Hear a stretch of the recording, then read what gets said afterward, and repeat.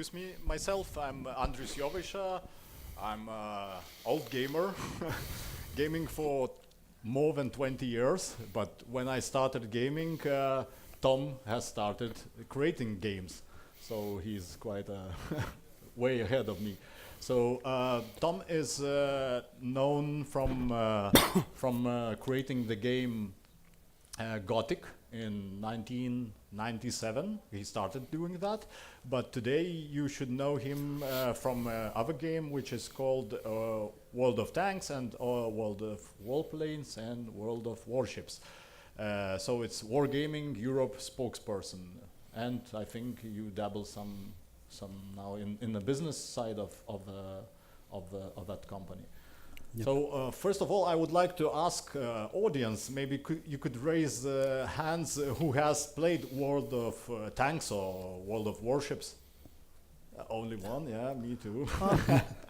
A couple. And who played Gothic? Yeah. Yeah.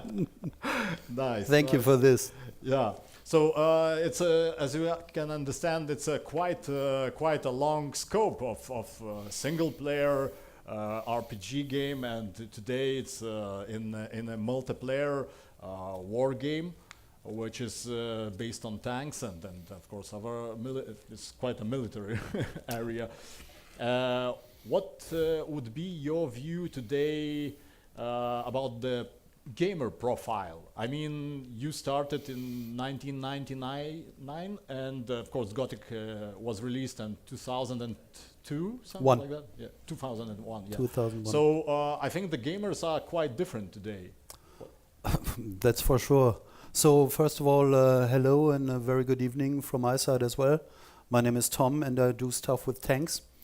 So thank you for the introduction, Andreas. And yeah. When I started in the games business, it was middle of the 90s, to put it like this. And I started with some smaller titles, and then some typical German titles, so economic simulations. I don't know why, but we Germans love them, or used to love them somehow, consider them in the middle of the 90s as animated Excel sheets. Pretty boring stuff, but this is how I came into the industry. My first game I ever played was Pong in 1974, wow. Which was directly next to our schoolyard. There was a machine in the lobby entrance of our swimming pool of our local, and there I put my pocket money in. So this is how I started. So when we developed Gothic, we started in 1997 with the founding of Piranha Bytes, and yeah, 21 years ago. And we developed it for 3.5 years before it was finally released in March 2001. Finally. And yeah, it was a single player title. It was a boxed game. And as it was normal at this time, we just delivered the Gold Master. After the Gold Master, a couple of patches which were needed. Because yeah, we were known for some really interesting bugs. But anyway, the first two Gothic titles and the add-on of Gothic 2 were not so completely bullshit. Yeah, at this time it was finding people who were interested in role-playing games, in fantasy stuff. Yeah.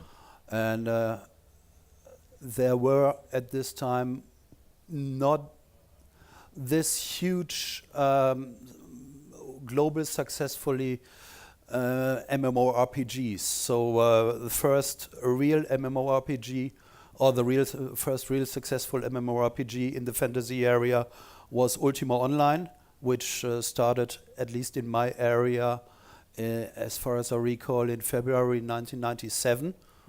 And there was only one game before, Meridian 59, which I know of. And so no World of Warcraft at this time, no nothing. And Ultima Online was successful, sure, but it, as far as I recall, never ever had more than 500,000 players. At the peak time, World of Warcraft, I think, was more than 14, nearly 15 million players. Yeah. This is a huge difference.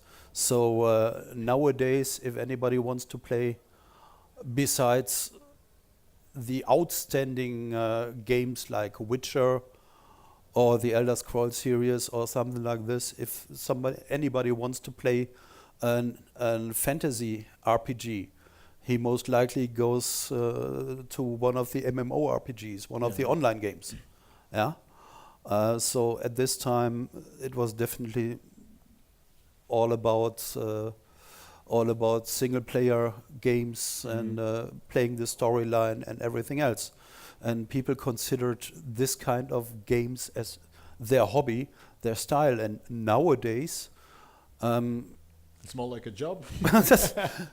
maybe not like a job, but you can earn money playing. Yeah, or you can. Catering to the You can earn money by playing for a living, which is still unbelievable for a lot of people. But anyway, it works, and but you have to work hard for this, for sure. And from a certain age, you don't have any chances anymore. This is why I personally play, for example, World of Tanks. Not only because I have to, because of my job, but World of Tanks is, in my personal opinion, a shooter for people of an age like me or in the above area. It's not about this fast skill. So just to give an example, if I would join a Counter-Strike match on a public server, which I don't do because I don't want to waste my time, the following scenario would happen. I would spawn, and you're dead. Run, turn the first corner, get a headshot, fell down. With a knife. Is this fun for me? No, I don't want to waste my time. World of Tanks is the same gaming principle as Counter-Strike, just with the difference I have 20, 50, 100 tons of steel around me. And if I'm not acting too stupid, then I survive the first 1 or 2 headshots. So the game gives me a little bit more of the time that I need to learn it and later on master it. And this is why I play, if I want to play shooters, I play a game like this instead of Counter-Strike or Call of Duty or. And because of personal interests, I still prefer shield on the left arm, axe on the right arm, and then shield is in case. It's still, I'm in the tank business in fantasy games. So if you would imagine a situation that, for example, you have a time machine and you can go back to the times of Gothic and bring something with you, some, I don't know, feature of gamers, maybe feature of game development, I don't know, and bring something from there, which would be these two things? Very good question. We often, after Gothic 1 or 2 were released, we often fantasized and talked about what would have been if we had a multiplayer in Gothic, or even developing it as an MMO. Would this world be good enough for being an MMO? Some said yes, some said no. This would have been very much interesting. Yeah. And with the knowledge of today, I would love to go back and create a Gothic 0 instead of Gothic 1. So meaning what happened before Gothic 1 starts. This would be something interesting. And you personally, do you prefer being on that back end? I mean, in game development as a creative side, or being like today on speaking and selling side, maybe? Well, I'm missing creating games itself. I'm missing it, but it's a long time ago since I've done that. Still, I have the chance to add my 2 cents to a couple of titles, which is something I highly appreciate. But on the other hand, the times as a developer were really good ones. But on the other hand, we saw a lot of presentations today, and one of the most important one was a keynote from Rami, and he said as one of his points, don't get crushed by crunch mode in your game development. And likewise, what we were doing at this time, 1997, 1998, we were living in a constant crunch mode because we didn't know any better, we didn't have any money before we had a publishing deal.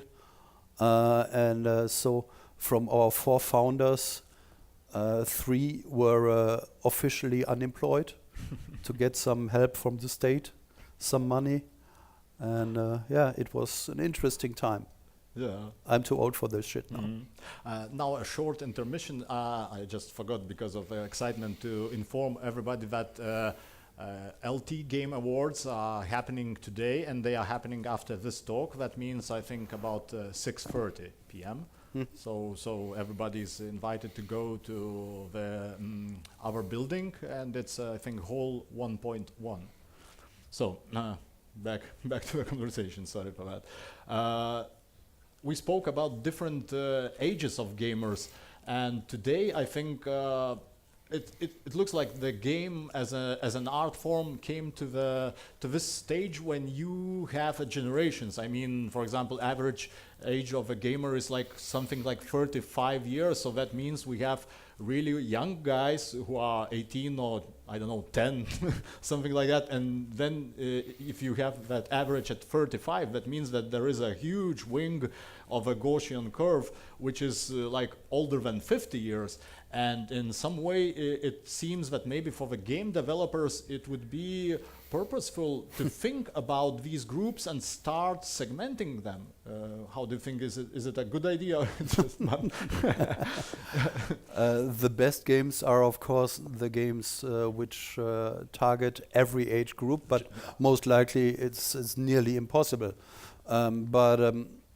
As some examples, there are definitely games which are more fast-paced than my example, World of Tanks. So in World of Tanks, we have, of course, also players which are in their teens, 10, 12, 14, and so on and so on. But the huge amount of our players is from end of 20 to up to my biblical age.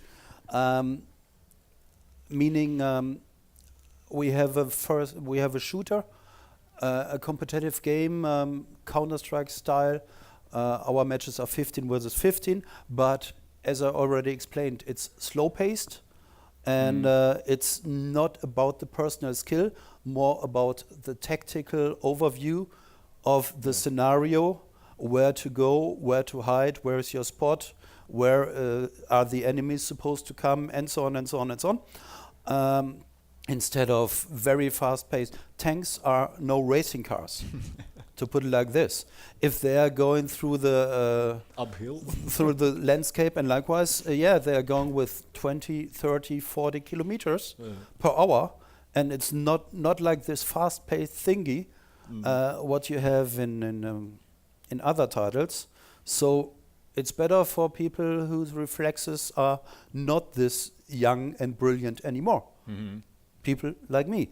So we are definitely targeting an older target group than some of the other companies which are in the industry.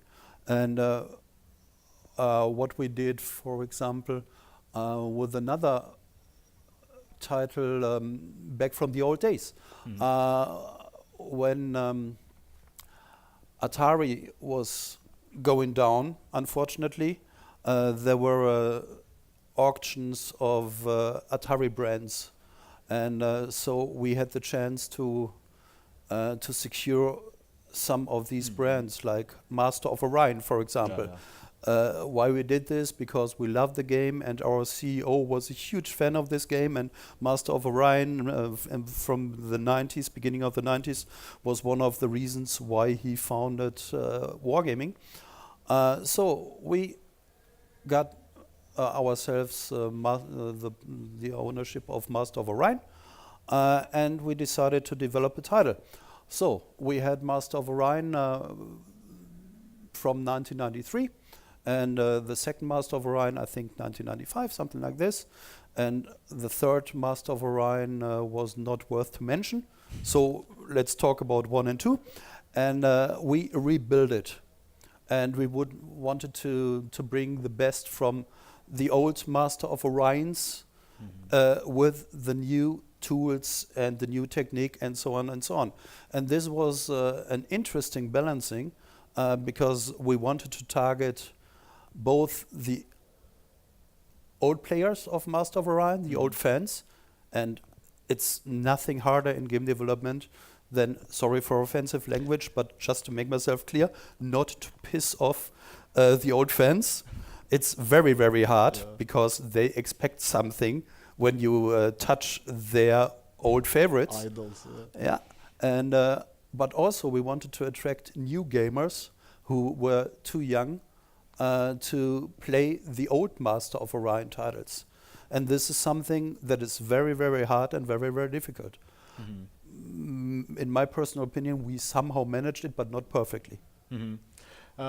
It's also this related topic. I always have that vision that games as an art form, they are somehow going through a similar evolution as movies. I mean, when the movies started in the end of 19th century, at the start of 20th century, they were like more like really targeted at the wide audiences. They were just showing off what they can do.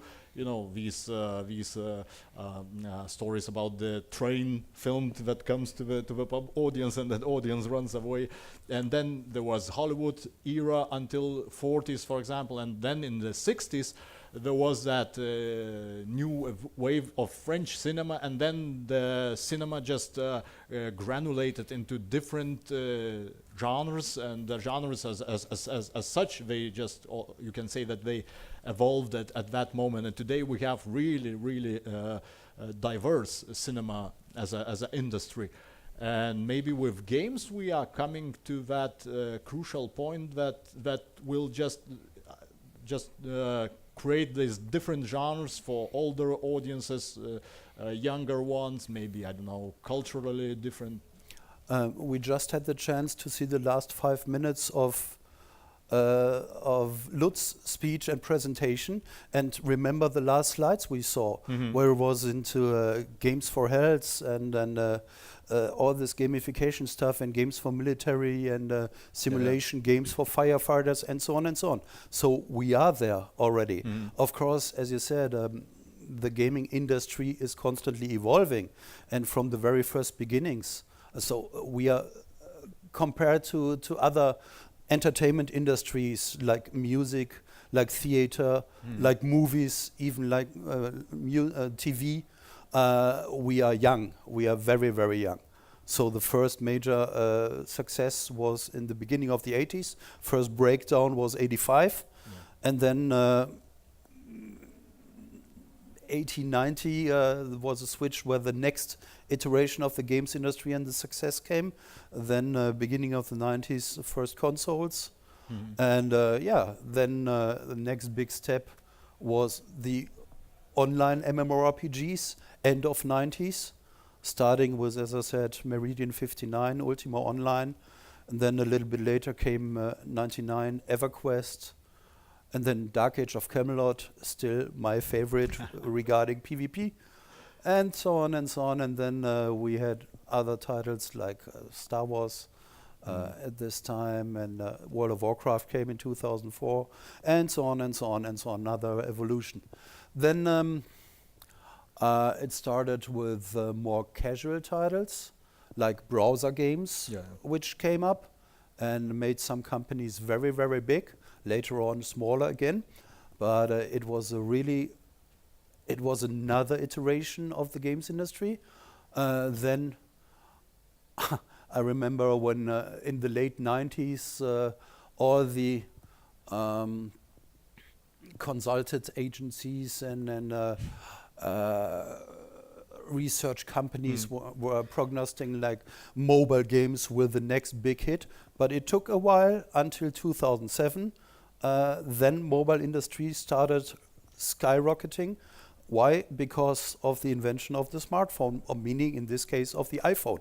And this came 2007. Imagine, it's only 11 years ago. And I bet everybody has a smartphone in his pocket nowadays. So 11 years ago, before 2007, there was no such thing. And everything we played on phones was something like Snake. Snake was fun. Don't get me wrong, but this was the next major turning point in the video games industry or mobile games industry. And what we have now is serious games and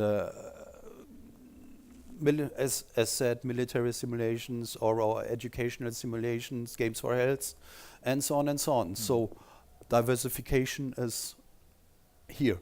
It's long in place. And everybody who is in the games industry or wants to be part of the games industry in the future has the option or the possibility to choose what he wants to do.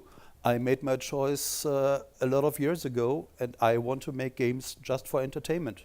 This is my part. Yeah, I know serious games for health, and so on are a very important factor, but not for me. I just want to make games for fun. Also, one of the important points of Tom's bio is that he was one of the co-founders of Gamescom in Leipzig. So maybe you have some insights or advice for all of us who are participating in GameOn or organizing GameOn, or just, I don't know, persuading our parents that games are not childish entertainment. Maybe you have, because as I understand, at this time in Germany, the view of the games was quite similar, but now you have quite a different situation, and we are at the same almost starting point. But it was a long process, and we are still not finally there. But first, a small correction. At this time in Leipzig, it was Games Convention. So it was from 2002 to 2008 in Leipzig as Games Convention. It started in 2002 with 73,000 visitors, and ended in 2008 with a little bit more than 200,000 visitors. So it was quite a success story. We didn't expect this at this time because, it was an experiment for us who were in planning and this event. We never ever had done anything like this. Hey, we are the games industry. We are not supposed to make huge events like this, like such an exhibition and affair. But it was a combination of some good guys out of the industry, including the people from the software association we had at this time, and the people from the Leipzig exhibition or Leipzig fair. We made it and managed it somehow. Then in the year after 2008, the Games Convention moved from Leipzig to Cologne and rebranded as Gamescom. And nowadays, we had the last Gamescom 2018 just 2 months ago, and there were more than 370,000 visitors, which makes Gamescom one of the biggest end consumer shows on the planet. And I'm not talking about games industry only. It's one of the biggest and strongest consumer shows on this planet, and it's incredible and it's unbelievable, and it's such a huge amount of work and such a huge amount of cost and an unbelievable amount of fun to make this and to be part of this and enjoy this, and I just love it. Everybody should be thankful, I think, for that, because it's always good to have competition, and E3 is one of the game events, and Gamescom is I think a second one. So it's and then we have Tokyo Game Show or Paris Games Week or G-Star in Korea, China Joy, and the PAXes and EGX and so on and so on, and GameOn here. Hey, you started. You started with this. Small and cozy. Yeah, but perfect. I went through all halls and I just saw happy faces at the visitors. They enjoying the show, what the guys here are doing, and I think it's great. Yeah, one of the aspects of today's game, I think that the games as an art form, they are quite different from other art forms. That you are not finished when you are putting your creation to the public. You still can release DLCs, even in 90s. I mean, in noughties. Noughties is it's naughty name of 2000s. So in noughties, even you mentioned that you released some DLCs today without DLCs and patches and some reactions to the gamers, to your fans, to streamers. It's quite difficult to keep their interest. Sure. How you as a game developer, as a representative of a game developer, how do you see that? How do you keep that balance between, because they sometimes have quite good ideas, but sometimes they are too harsh. Yeah, one of the major changes we faced in the industry is, as I said, in the 90s or a little bit later, it was like delivering a gold master, giving it to the publisher. Publisher brought it into the press work and into the duplication factory, and then it went out, and then bugs were found immediately, and then you made patch 1, and a couple of weeks later patch 2, and maybe a little bit later patch 3, and that's it. And nowadays we have this games as a service, meaning you have a game, you have it in a long-term beta, and then you have the release, and then you're constantly updating it with new content, of course with bug fixes as well. Will always be a part of it, but new content. In case of World of Tanks, new maps, new gameplay content, new machines, new tanks, and so on and so on and so on, new nations. So when did World of Tanks start? In the Russian territory in August 2010, which is more than 8 years ago nowadays. So we're talking about an 8 years old title, which is like, whoa.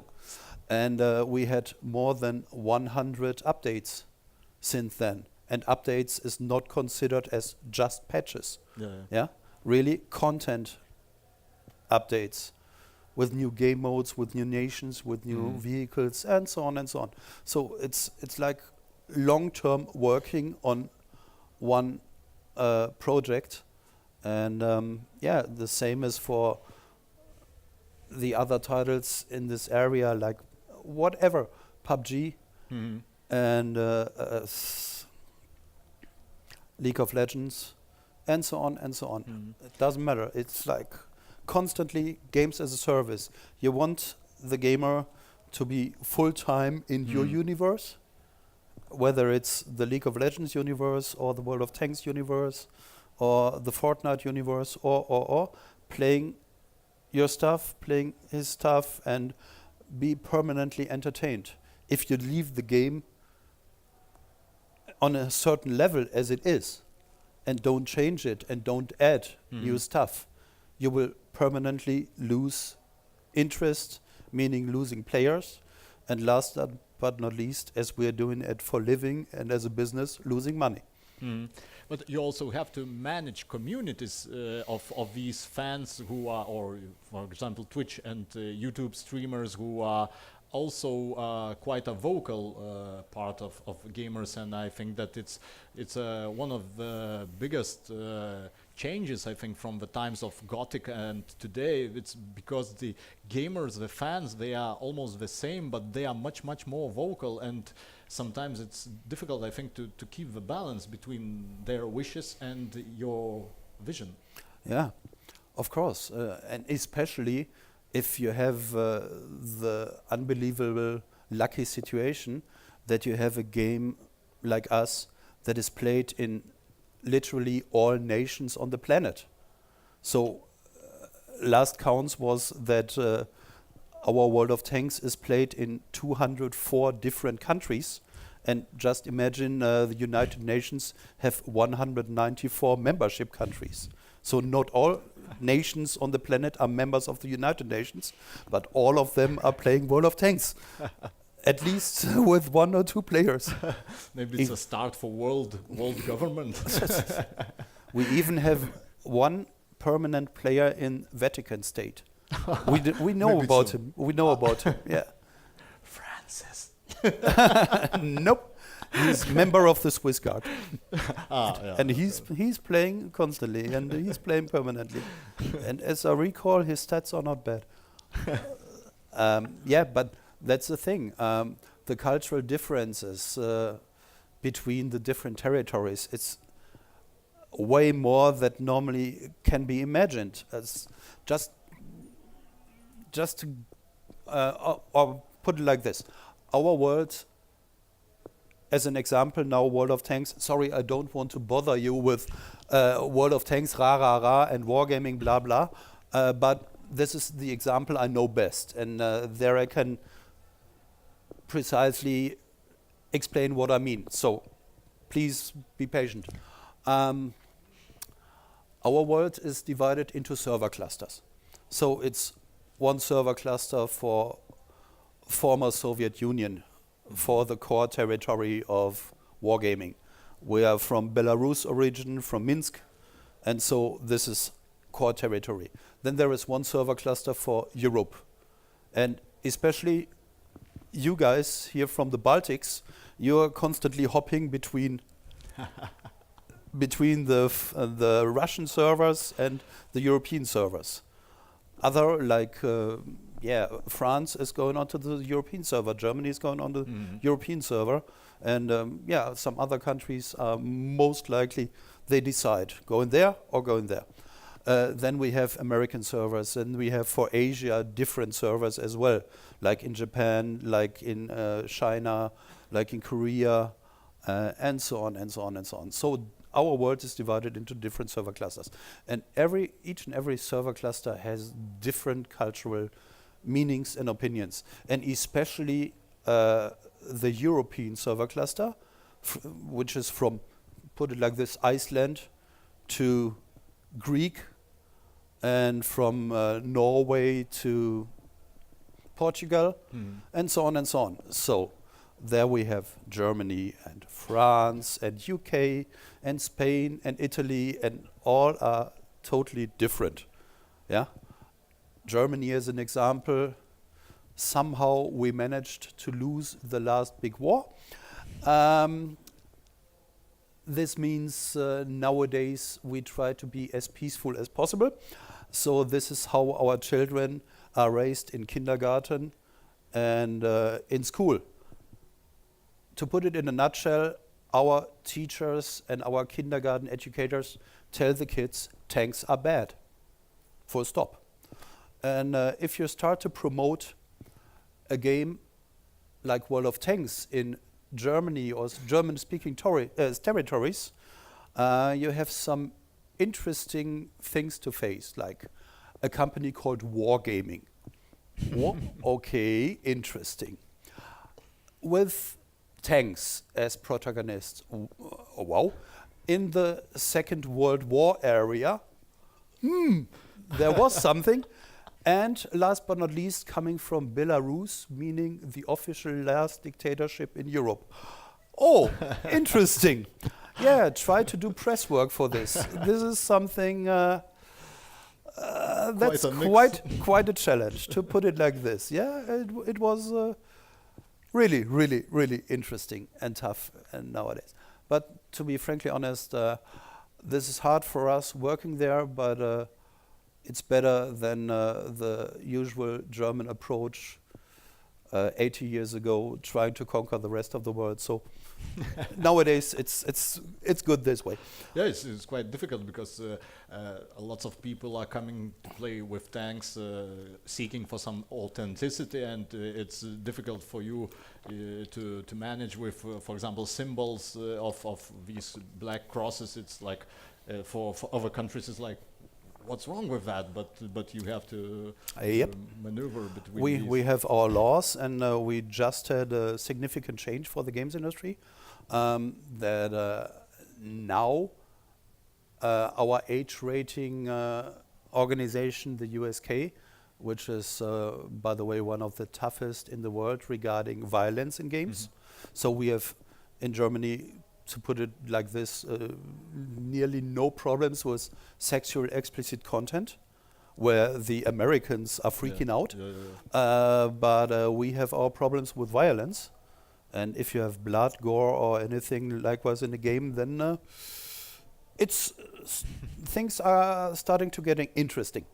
And we have this special occasion that until, I think, 2 months ago, swastikas were completely forbidden in Germany, especially in computer games. So swastikas were allowed in films or on TV because of cultural content, but not in games. Well, it was not like that our industry or single companies of the industry wanted to fight their way for the right of using swastikas. No, to be frankly honest, nobody, including me, wanted to do this because this would have been a nightmare regarding press and so on. But a small developer made this approach, and he won. He had a game called Through the Darkest of Times, and it's about setting up in the Second World War time, so in the Nazi area, a resistance group in Berlin and fight against the Nazis. And he used swastikas, and he fought it in front of in the court, and he won. And since then, at least our age rating, who is responsible for legal, illegal content, and so on in computer and video games, they look at it without further problems. So it's not clear if, or it's not said from the very first beginning, if they agree to it and allow it, but at least they look at it. So before this legal decision, they wouldn't even look at it. So things change a little bit. But now I forgot the question you raised in the beginning. It's normal with me. I always give such questions. But so I think that this fireplace chat would be more cozy if somebody from audience would have some questions. You can ask about anything, I think, because it's we're not teaching anybody anything. So please raise your hands and ask. Yeah, we have, I think, one. Sorry? I will take the microphone.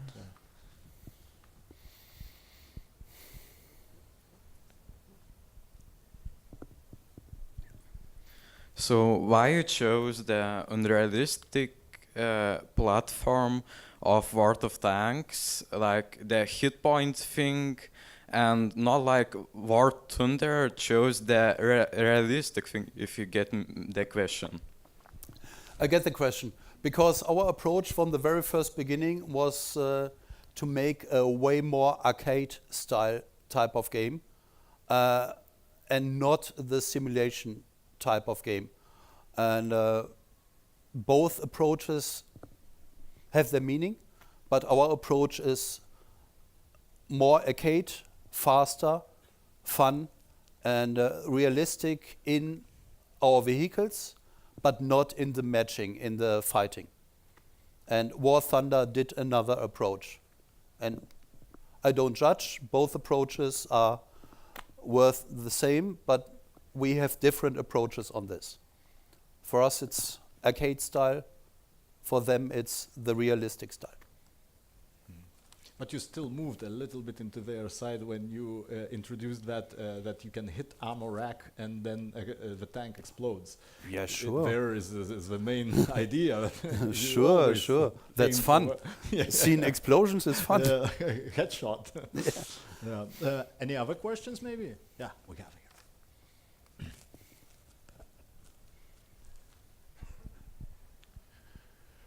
When you create the game, more of an arcade style game, where do you even draw the line when you're taking real life tanks into the game? Where do you draw the line from realism to the arcade style?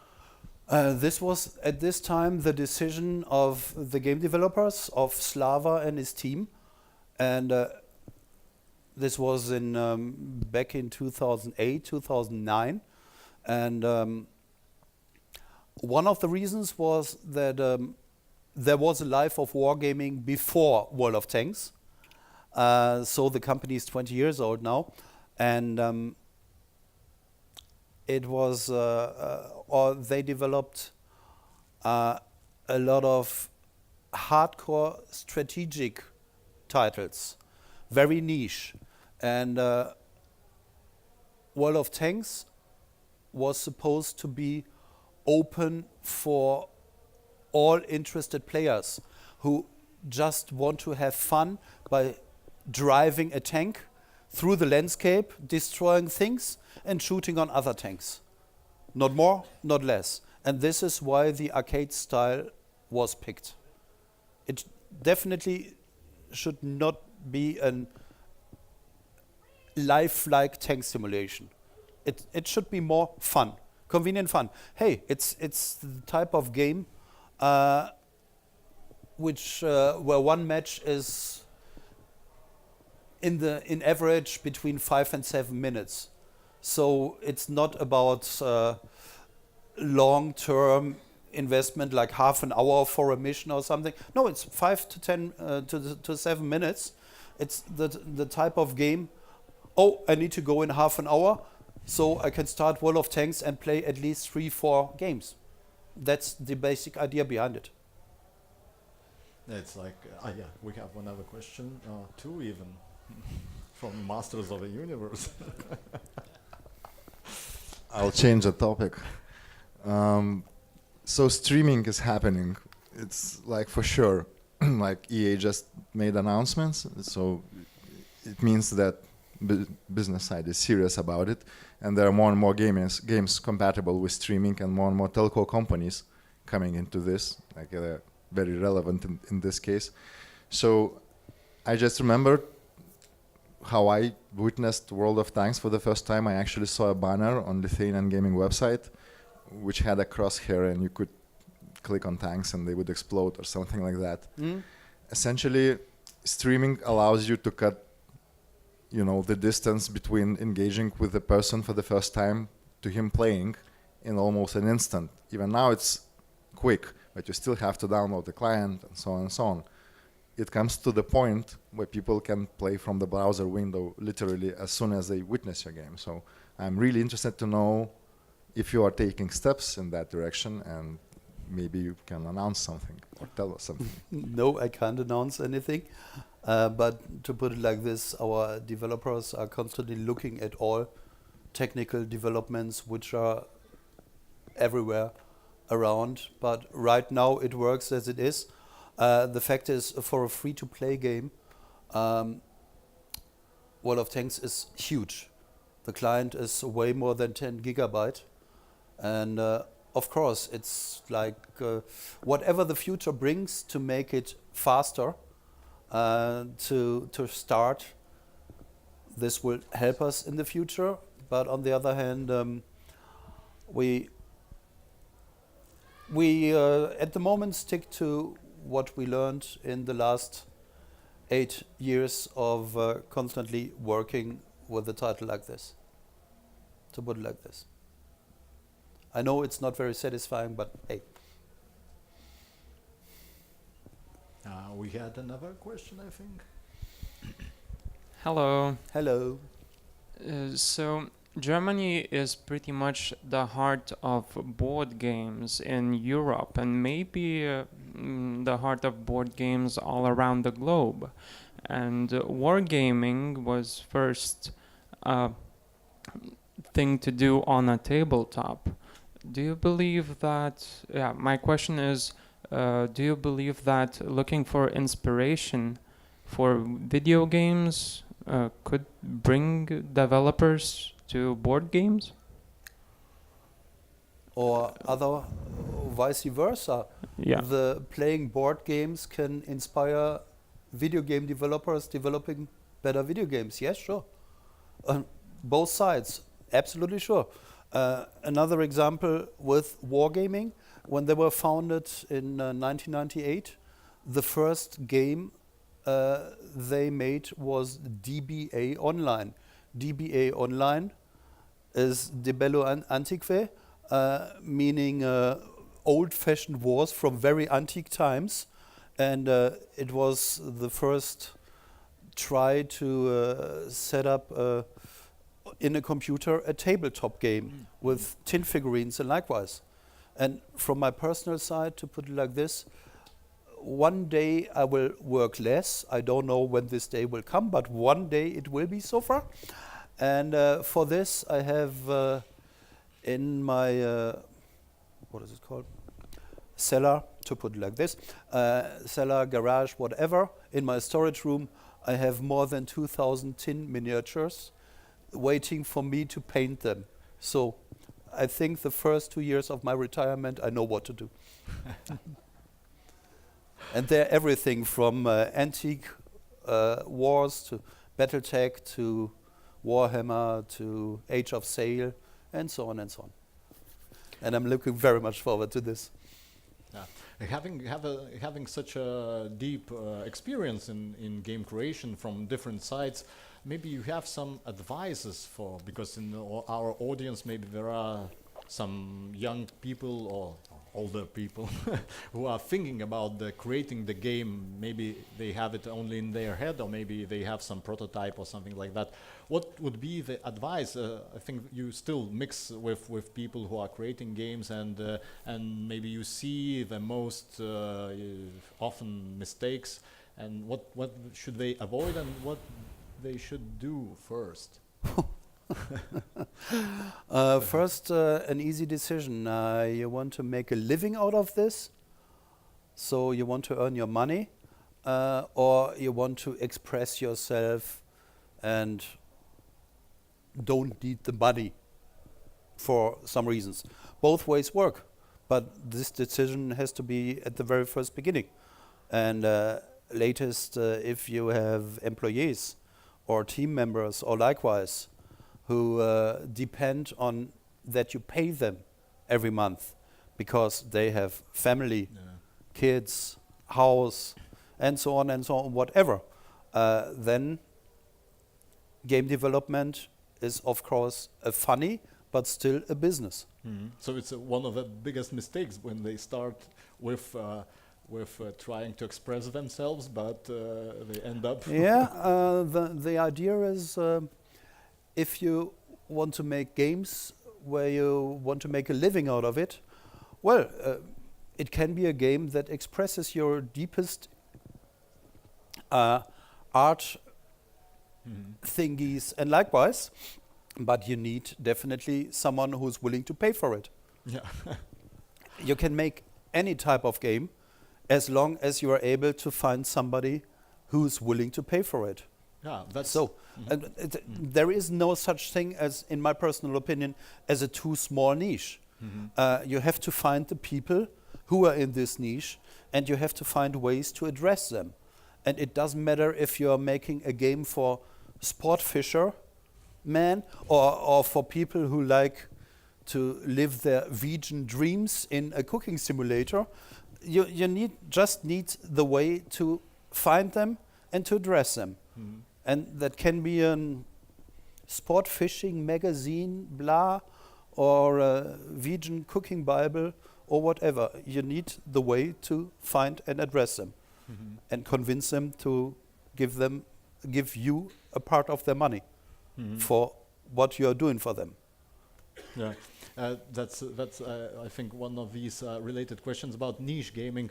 As you mentioned at the start of our talk, Germans, they are like fond of different simulators, like job simulators, like a construction simulator, farming simulator. I even saw some years ago such meme where I think the construction worker comes back home and then turns off the computer and starts playing construction or bulldozer simulator or something like that. What's up with that idea in Germany? You like to Well, work a lot. maybe I'm the wrong person to ask this question. Sorry about that. It's yeah, back in the times, and but maybe something is explaining as well. Coming back to the question you asked a couple of minutes ago, yes, we had tough times to see gaming as a serious business in Germany, because gaming was always considered as something for kids. So the real German works and works and works, and then in the evening he has his beer, and that's it. And he doesn't play games. Maybe board games on Saturday evenings with the family or friends, but not computer games. That's not serious. This is why, for example, the German game development community completely missed the first generation of consoles. Germany is strong in PC, or was at this time the strongest PC market in Europe. And with the PC, you could do gaming, but also working and writing letters and typing shopping lists and so on and so on. So a PC was something useful. A gaming console was just for gaming. So just gaming, meaning kids. Because adults don't game. Yeah. And this is, and I know this sounds funny, but this is really one of the reasons why German game developers definitely missed the beginning of the console times. And just as an example, because I use these numbers often when I teach at universities or something like this, when PS2 was announced, Sony gave to the global game developer community 150 PS2 dev kits. 150. And every dev kit had to be paid big time. And every developer who wanted one of these PS2 dev kits had to prove himself worthy. And there were two ways of proving it. First, you had to have developed a game on PS1. And second, your studio must be at least 100 persons or more. Guess how many dev kits went to Germany? 0. There was no studio, no from the German game development community who could fulfill both of these requests from Sony. So, and another generation was failed. And so on and so on. So maybe it's a manual for us in Lithuania also because in our country still gaming at the age of 40 or 50 is still seemed as some kind of stigma. It's like, you didn't grow up or something like that. Yeah, I got it. But right now we have the interesting situation that for the first time gamers come back to their hobby. Meaning people who grew up in their school time or university or beginning of the university time with games, then stopped gaming for starting their career or focusing on their university studies and then starting their career, building up a family, having kids and so on and so on. They were not gamers at this time. But maybe nowadays these people are like middle or end of their 30s, so the kids are at school or grown up, career is in place, and now these people have a little bit more spare time and come back to their child hobby of gaming. And for them it's coming back to an old known hobby, but with completely different industry nowadays. With games as a service and with all this YouTube stuff. And when I started informing myself about interesting titles, there was a whole bunch of print magazines.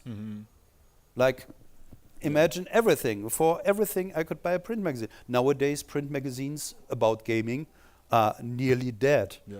Even in the print country Germany. We have a couple left, but they are a shadow of their former selves.